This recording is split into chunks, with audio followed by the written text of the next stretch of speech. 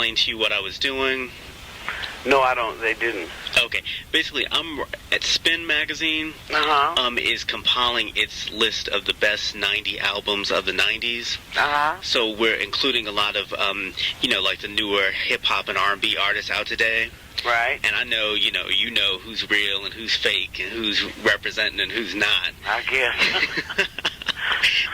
Yeah, and so I was just trying to, and I know you've talked about Mary J. Blige before in an interview. Yeah. And one of the artists we're doing is Mary J. Blige and My Life. So I was wondering, since I know you know your stuff, if you could tell me what you think about Mary, especially in terms of you've seen performers, come and go, and what do you think about her? Well, I think that, actually, she's one of my favorites. Matter of fact, she is my favorite when it comes to the hip hop world, or the youngsters that can really sing. Mm-hmm. And I think she can really sing. And even when I heard her doing the hip hop stuff, I kept saying, well, this girl, she's really way beyond that. But I mean, I guess because she comes up in that era that she's, doing that stuff. But you can just hear that. Matter of fact, she reminds me a lot of me. How's that? Back in the days when I was coming to New York, and I was about 22 or something like that. She's got that she's got that look, like, the dark shades, the real cool look. I mean, it's typical of what she's doing is typical. And I haven't noticed too many other girls doing it. The other girls that are in this world now, they're kind of they're so busy worrying about how cutie pie they are. You know what I mean?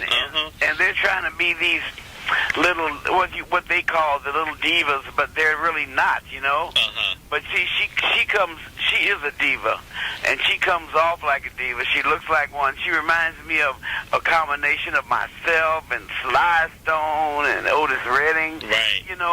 The guys and the girls, because when you're in show business, it's like you have to, there are many roles you have to take on. Mm-hmm. Because you got women that buy your records, and those women got to be just as much in love with you as the guys are in love with those other cutie pies or something. You know what I mean?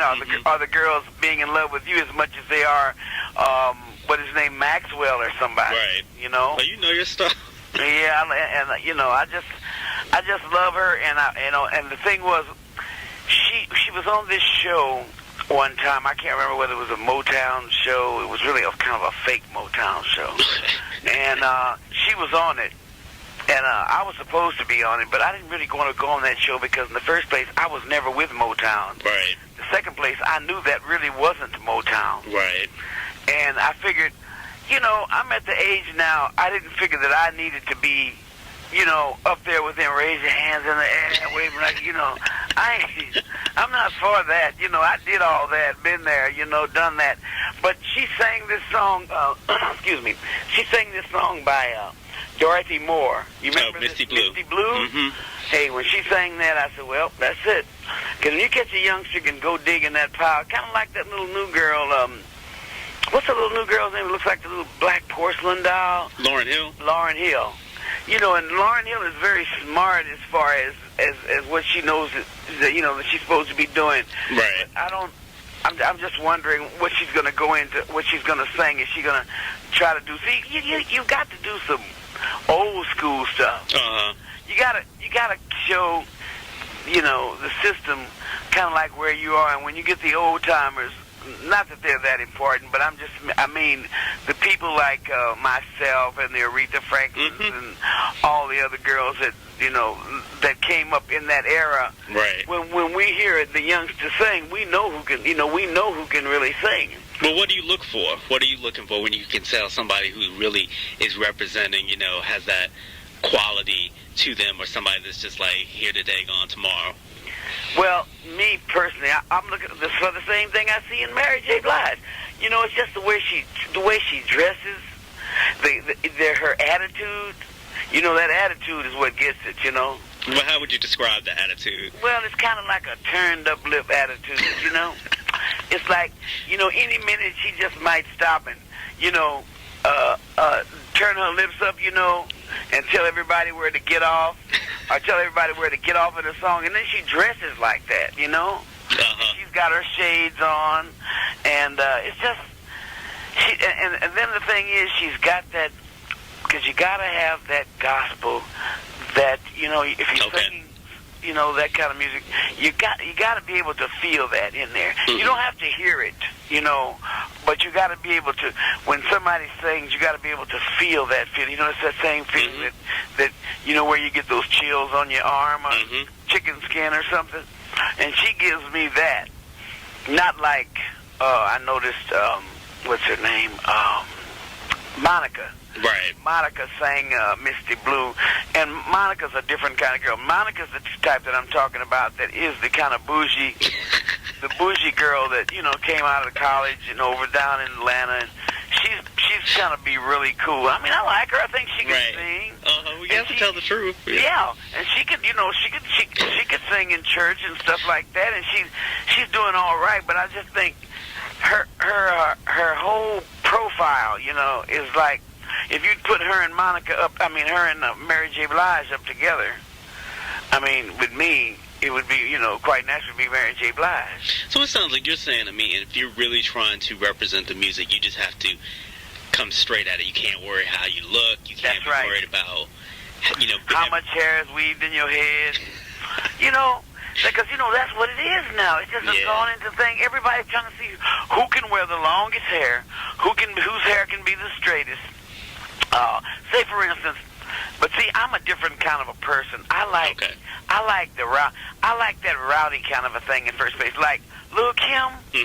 Now that's a shame to say it, me being 61, but I like Lil' Kim. Yeah, Lil' Kim's great. Yeah, I like her, and I love Faith. It's a certain thing about those girls. I've been looking at this show that was on about the Girls' Night Out. Right.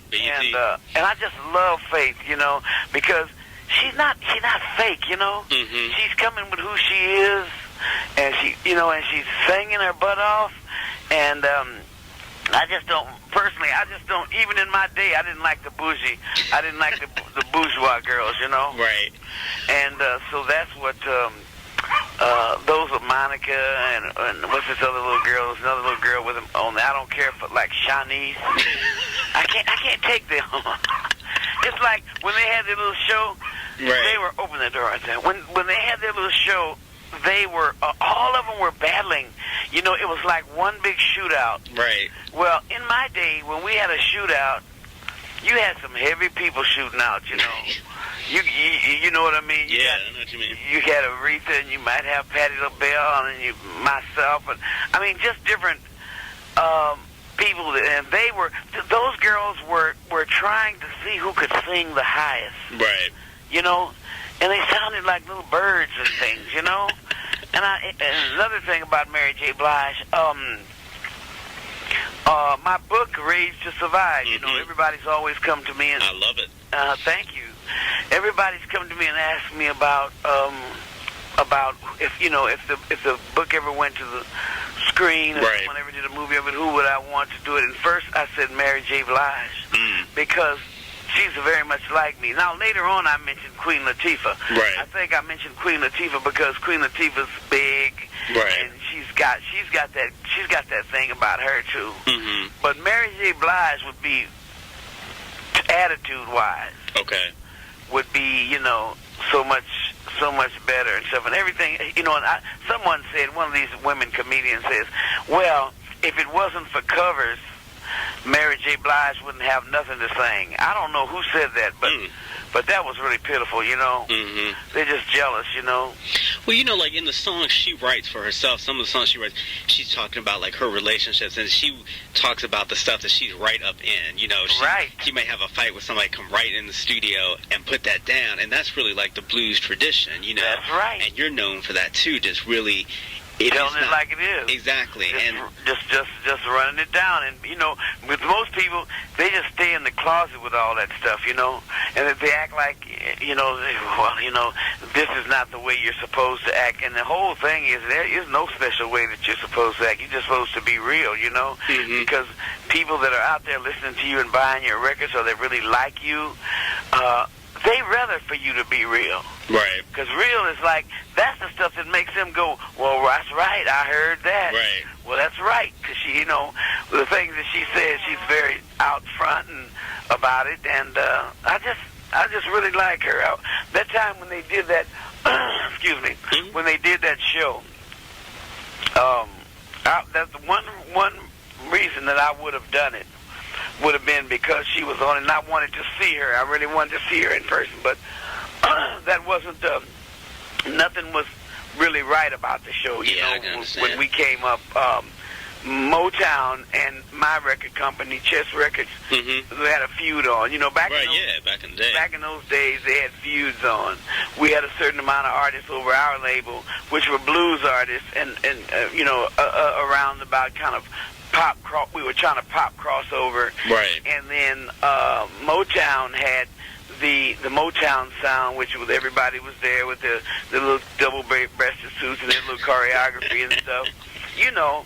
So we all knew each other and we all liked each other as far as artists were concerned. But I just more or less, and the other artists that were with Chess or Argo, we all stuck to that kind of thing. Well, you know, that's Motown and this is Chess. You know, this is Chicago and that's Detroit. Well, do you think, is this still hard for a woman? Can you imagine, you know, if you were starting out today, you know, because I know you'd be up there with the hip-hop, too. Yeah, I probably would. I'd be right up there. I'd be right up there with Queen Latifah and all that stuff. Right, you'd have your little rhymes going on and everything. Yeah. Do you think it's still hard for women artists, you know, to talk about, because of the expectations and, you know, just dealing with relationships up in the business and stuff like that, you know? I mean, from what you can see of what the artist is going through now between what you went through.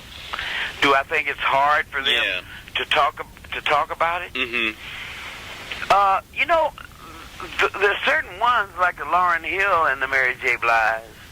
They don't seem like they have much of a time talking about it. But I think these other ones, it's like when you listen to some people's records.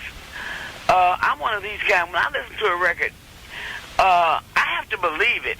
You know what I mean? Yeah. If someone, you know, if somebody 19 years old is telling me this torrid love affair that they had, and you know, and that, you know, this and that and the other went down, first thing I'm gonna say, I don't believe that, no way, because I don't even think they know. You know what I mean? Right. And I just think that they're, but I think they still have a tough time because certain ones, if you're not gonna be real, you're gonna have a tough time. Okay.